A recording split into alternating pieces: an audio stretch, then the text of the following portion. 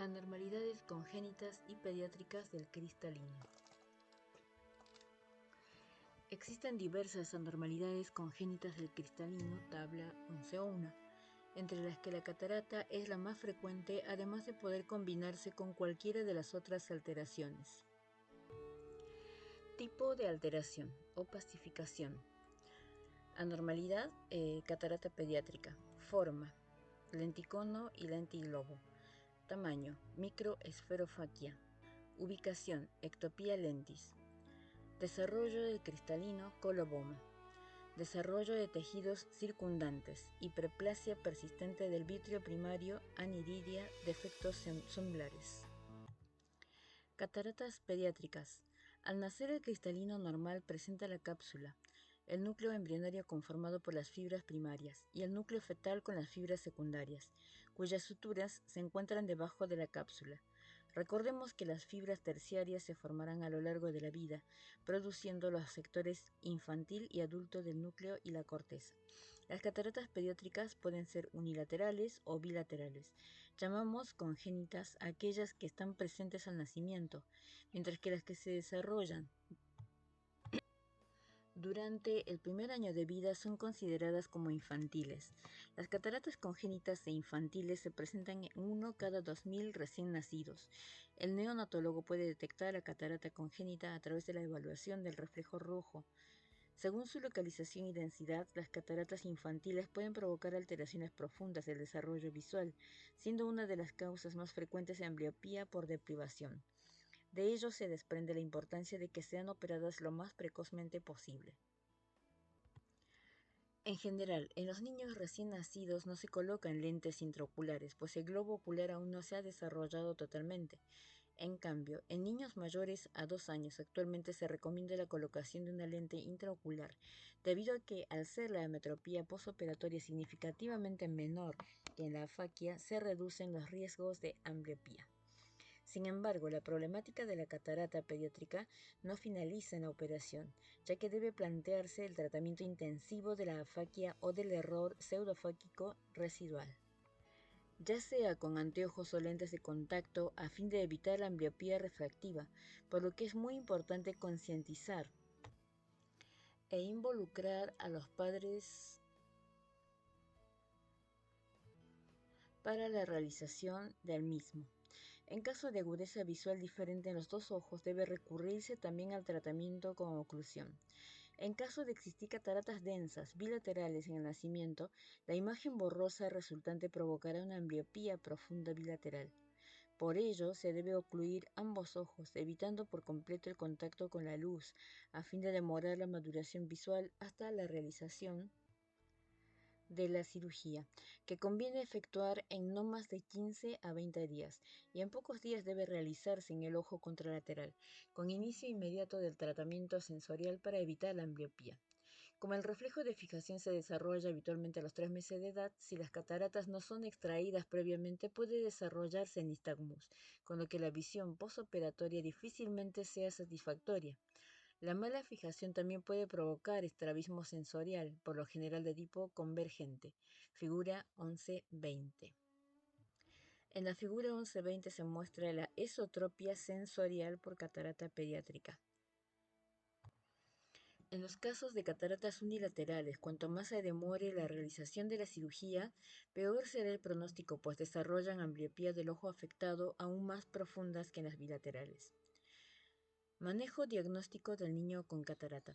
El primer paso consiste en obtener una buena anamnesis familiar y sobre las enfermedades que la madre pudo haber tenido durante el embarazo. Luego se debe realizar un examen ocular completo en el niño, cuando hay antecedentes familiares de catarata o el niño presenta cataratas polares anteriores. Lenticono posterior, Veritem 14 o cataratas asociadas a anomalías oculares, PHPV, retinoblastoma, aniridia, retinopatía de prematuro, no se requieren más exámenes. En niños con cataratas bilaterales que no presenten antecedentes familiares ni cataratas polares anteriores, hay que derivar al paciente para una evaluación pediátrica y se deben investigar otras causas. Las alteraciones cromosómicas que pueden causar cataratas son las trisomías 21, 18 y 13. Las causas infecciosas deben estudiarse a través del dosaje de IgM para toxoplasmosis, rubiola, citomegalovirus, herpes, torch y sífilis a través de BDRL.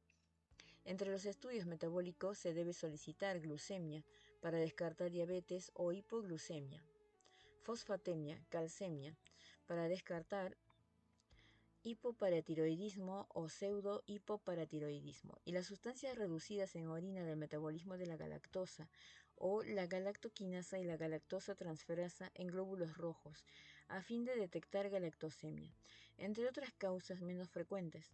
Cuando la catarata pediátrica es unilateral, una vez descartada la presencia de trauma, de otras anomalías oculares y del síndrome Torch, este último raramente produce catarata unilateral. Se la puede considerar idiopática. En la tabla 11.2 se detallan las etiologías más importantes de las cataratas infantiles. Clasificación morfológica de las cataratas pediátricas. Lamelares o zonulares son las más frecuentes y se deben generalmente a la acción transitoria de una noxa durante el desarrollo embrionario del cristalino. Esto justifica su aspecto de opacificación de capas específicas, por lo que las fibras más profundas, más antiguas, y las más superficiales, más jóvenes, mantienen la transparencia. Nucleares generalmente son bilaterales. Pueden ser opacidades exclusivas del núcleo embrionario o combinadas del embrionario y el fetal, dependiendo del momento del embarazo en el que haya actuado la noxa, siendo evaluadas a mayor edad. Por lógica, el núcleo adulto y la corteza serán transparentes. Figura 11.21. Catarata congénita nuclear. Se observa que la opacidad ocupa solamente los núcleos embrionarios y fetal, siendo transparentes las fibras ubicadas por fuera de las suturas. Polares. Comprometen la corteza y la cápsula de uno de los polos del cristalino. Las ubicadas en el polo anterior, por lo general, son pequeñas, bilaterales y no comprometen la visión ya que no progresan. Figura 11.22. Pueden asociarse con el lenticono anterior, ver luego. Por el contrario, las cataratas polares posteriores, figura 11.23, producen mayor daño visual porque tienen generalmente mayor tamaño y se ubican más cerca del punto nodal del ojo. Pueden ser unilaterales o bilaterales según sean esporádicas o familiares, respectivamente. Bien, figura 11.22, catarata polar anterior. Catarata polar anterior. Figura 11.23, catarata polar posterior.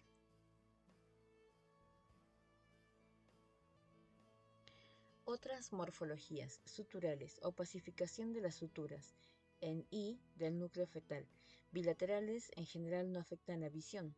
Coronales y cerúleas, localizadas cerca del ecuador, se ven solamente dilatando la pupila, por lo que no afectan la visión. Completas. Todas las fibras están opacificadas. En ellas el neonatólogo no detecta el reflejo rojo y la retina no puede ser evaluada, por lo que producen pérdida visual profunda, especialmente cuando son unilaterales. En la figura 11.24 se observa un esquema con los distintos tipos de opacidades congénitas del cristalino. Anomalías del desarrollo con o sin catarata. Patología del cristalino. Caso clínico número 4. Un paciente varón de 25 años consulta por mala visión de lejos. Con buena luz puede leer acercando el texto a unos 5 centímetros. Presenta antecedentes de trasplante renal e hipoacusia.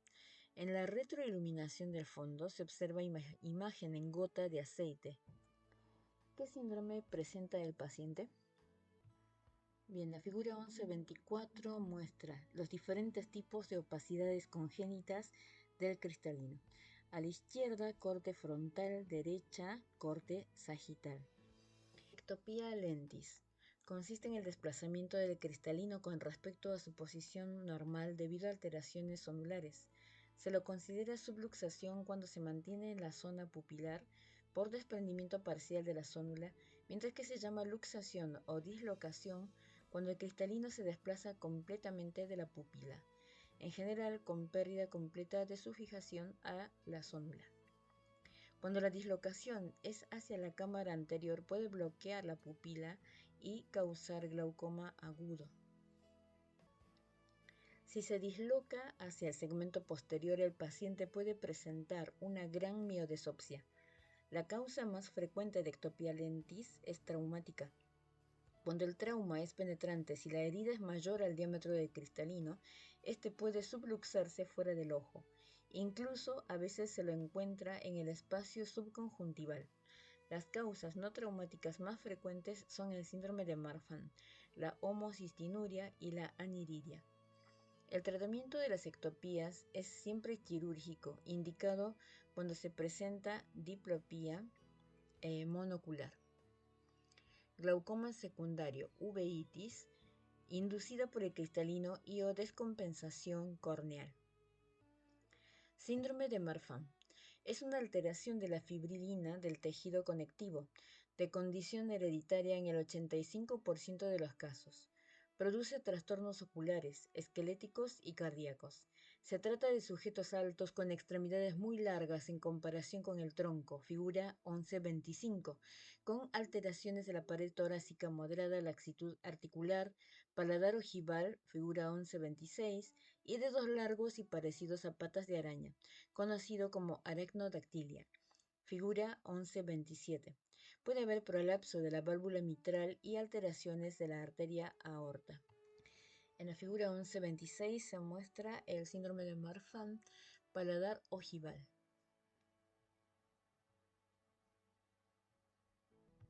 Figura 1125, sujetos altos con extremidades largas, más largas que el tronco, o en comparación del tronco. Figura 1127, síndrome de Marfan, aracnodactilia. Dedos largos. La alteración del cristalino generalmente consiste en una subluxación bilateral hacia temporal y superior. Figura 1128. También se asocia a miopía axial y mayor riesgo de desprendimiento de retina. En la figura 1128 se ve el cristalino subluxado observado por iluminación directa y por retroiluminación abajo. Fibras ondulares elongadas. Por lo general se corrige adecuadamente el vicio refractivo con anteojos o lentes de contacto. De no lograrse, es conveniente extraer el cristalino para evitar la ambliopía. Homocistinuria. Es una deficiencia autosómica recesiva de la cistationin sintetasa, enzima participante del metabolismo de la metionina, con incremento de los niveles séricos de la homocistina y metionina. Se trata de pacientes susceptibles de procesos tromboembólicos que durante el crecimiento desarrollan convulsiones, retardo mental, aracnodactilia y osteoporosis. La ectopía es inferior y nasal. En la tabla 11.3 se compara el síndrome de Marfan con la homocistinuria. En esta tabla 11.3 se muestra el diagnóstico diferencial del síndrome de Marfan y la homocistinuria. Síndrome de Marfan, esqueleto, aracnodactilia, articulaciones, hiperlaxitud, deformidad torácica frecuente, escoliosis frecuente, piel, estrías de distensión, ectopía lentis, 70% de los casos, alteración vascular, necrosis media de la aorta, retraso mental, no se observa. Trastorno metabólico desconocido, herencia autosómico dominante. Homocistinuria, esqueleto, aracnodactilia menos marcada. Articulaciones, movilidad reducida. Deformidad torácica frecuente, escoliosis frecuente. Piel, roseta malar y livedo reticularis. Ectopía lentis, 100% de los casos mayores a 10 años. Alteración vascular, trombosis arteriales y venosas. Retraso mental, 66% de los casos. Trastorno metabólico, homocistinuria. Herencia autosómica recesiva.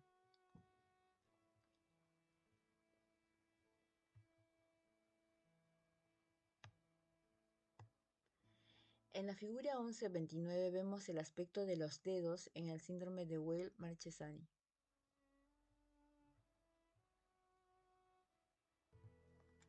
Síndrome de Weil-Marquesani. Condición de herencia recesiva que presenta talla corta, dedos rollizos y cortos, figura 1129, y retraso mental. Síndrome de Ehlers-Danlos, alteración genética del tejido conectivo caracterizada por hipermovilidad articular e hiperextensibilidad de la piel, con tendencia a deformaciones musculoesqueléticas y a fracciones cutáneas. Entre las alteraciones oculares también puede haber queratocono y fragilidad del globo ocular. Hiperlicinemia. Alteración del metabolismo de la lisina que cursa también con oligofrenia, hipotonía muscular, crisis de letargia y pancreatitis. Lenticono. El lenticono es una deformación en forma de cono de la superficie del cristalino. Esta deformación genera una miopía localizada difícil de refractar retinoscópicamente. Generalmente el lenticono se presenta en la cara posterior, es unilateral y se halla en el eje visual, figura 1130. Por el contrario, el lenticono anterior es generalmente bilateral, debiendo descartarse el síndrome de Olpert, que consiste en 1. Nefritis hereditaria, crónica y progresiva. 2. Sordera neurosensorial de tonos altos. 3. Manifestaciones oculares en el reflejo rojo, se observa mancha en gota de aceite. Este síndrome tiene una incidencia de 1 en 5.000 a 1 en 10.000 y presenta herencia ligada al cromosoma X en 85% y autosómica dominante en el 15% de los casos. Aniridia. Es un síndrome cuyo aspecto principal es la ausencia parcial o completa del iris, generalmente bilateral, siendo familiares alrededor del 66% de los casos. Los casos esporádicos presentan una alta incidencia de tumor de Wilms y complejo Wager, tumor Wilms, aniridia, alteraciones genitourinarias y retardo mental. Si bien estos pacientes pueden presentar cataratas polares posteriores desde el nacimiento, las principales causas de baja visión son el nistagmus y la hipoplasia del nervio óptico y de la fobia. Coloboma cristaliniano. Es una deformación en cuña del cristalino localizada típicamente a nivel inferior, ya que se debe a alteraciones en el cierre de la fisura óptica. Ver capítulo de embriología. El coloboma puede ser de etiología primaria o secundaria. Primaria, la deformación se encuentra en el cristalino con fibras ondulares normales en los 360 grados. Secundaria, cuando el cristalino se aplana ecuatorialmente debido al mal desarrollo del cuerpo ciliar y o de la zónula. Figura 1131. Bueno, en la figura 1130 se ve un lenticono posterior observado por iluminación directa. Y en la foto de la derecha, por retroiluminación.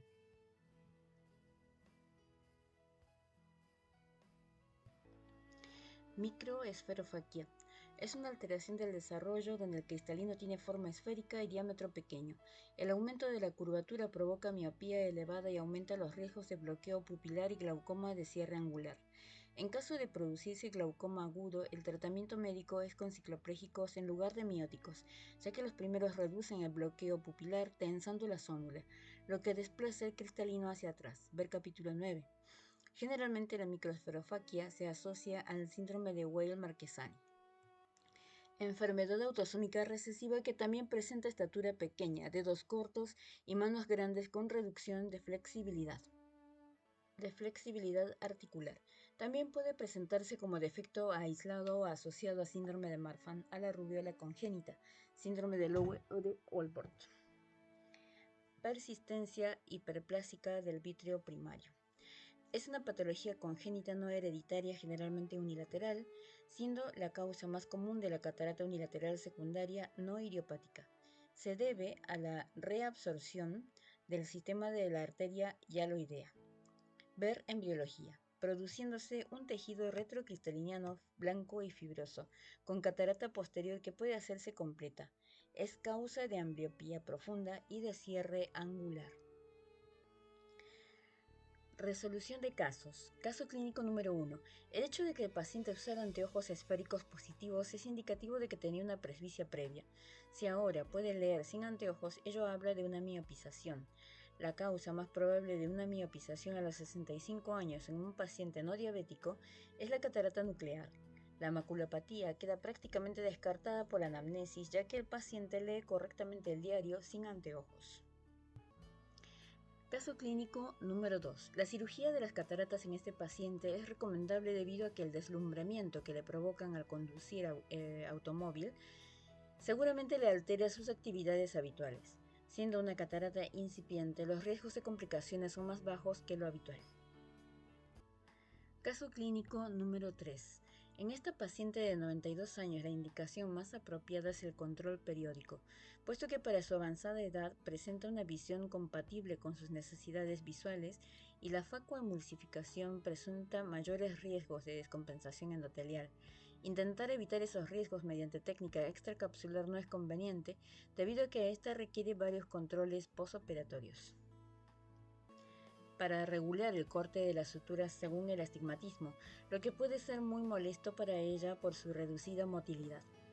Caso clínico número 4. Debido a la edad. Debido a la edad y sexo del paciente con cuadro de insuficiencia renal e hipoacusia y el signo característico de la mancha en gota de aceite en la retroiluminación, el cuadro es compatible con síndrome de Olpert. Resumen. La catarata es la causa más importante de ceguera evitable en el mundo subdesarrollado y la segunda causa más común de cirugía del humano en el mundo desarrollado, después de la cirugía refractiva. La catarata senil es la más frecuente. Tipos: nuclear, miopizan, cortical, deslumbramiento, subcapsular posterior, mala visión de cerca y a contraluz. Operación cuando impidan el normal desenvolvimiento de la vida del paciente. Técnica actual más frecuente: facoemulsificación con anestesia local tópica o subtenoniana a través de incisión corneal con colocación de lente intraocular flexible. Muy buenos resultados: catarata congénita, evitar la ambliopía, operación precoz, estudio metabólico, luxación del cristalino, síndrome de Marfan-Weill-Marquesani y homocistinuria. Fin del capítulo 11 de Cataratas, Dr. Argento. Bibliografía.